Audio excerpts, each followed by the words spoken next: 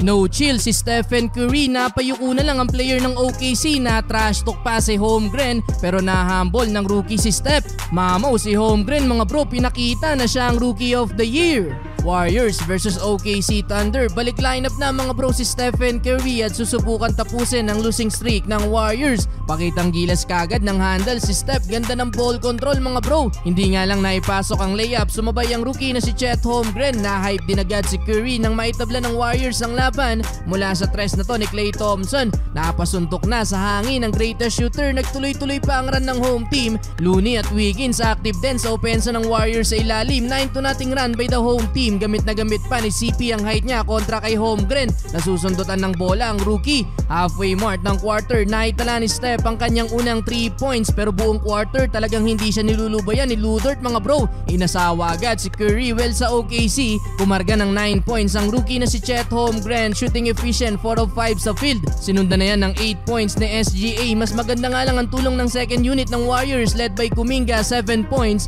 Lalamang sana ang Warriors mga bro kaso nagpahabol pa ng huling tres ang shooter na si Isaiah Joe, 33-31 end of first quarter. Second quarter, tuloy sa panalalasa sa ilalim ang rookie ng OKC mga bro, ginamitan na ng tangkad si Chris Paul. Bawi na lang sa kabila ng tres ang veteran guard, unang puntos din niya ni CP3. Steph Curry naman maiwanan lang ng konting space ni Lu Dort, bibitaw na kaagad sa tres. Nagkaroon ng big run ng Warriors under 4 minutes. 2-man game sila Wiggins at Curry. Sara na yan, napatimeout ang OKC mga bro nang hype pa ng crowd si Steph. Last 2 minutes, pumakawala pa ng dalawang 3 points si Klay Thompson. Finally, may katulong na si Stephen Curry. Last seconds, gandang ball movement pa ang ginawa ng Warriors. No look pass ni Curry kay Paul and Paul to Andrew Wiggins. Pasok ang corner 3 points. Tatlo ang nakapagdala ng 12 points para sa Warriors led by Wiggins, Curry at Thompson. End of first half, lamang ng 10 ang Warriors, 61-51. Halftime mga bro, naibandera pa sa home court ng Warriors ang Philippine flag. Third quarter, tuloy-tuloy ang paglobo ng kalamangan ng Warriors.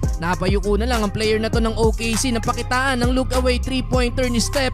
Sa harap mismo yan ng bench ng OKC. No chill si Curry mga bro, dito naman napanis ang rookie sa layup ni Steph at parang may pag-trash talk pa kay Chet, hindi daw masabayan. Pero yun nga lang mga bro, nahambol kaagad siya ng rookie dahil huli na ang sunod na atake ni Steph. Napangiti na lang tuloy si Curry. Well, lumamang ng 18 points ang Warriors mga bro sa third quarter pero nakabalik din agad ang OKC. Tuloy ang magandang opensa ni Holmgren, 25 points na so far, 23 naman para kay SGA. Naibaba pa ng visiting team sa 2 points itong lead ng home team, 87-85. Fourth quarter mga bro, nakalamang na ang OKC. Slam dunk mula kay Chet Holmgren galing sa assist ni SGA. Nakakuha pa ng end 1 kontra sa depensa ni Klay Thompson.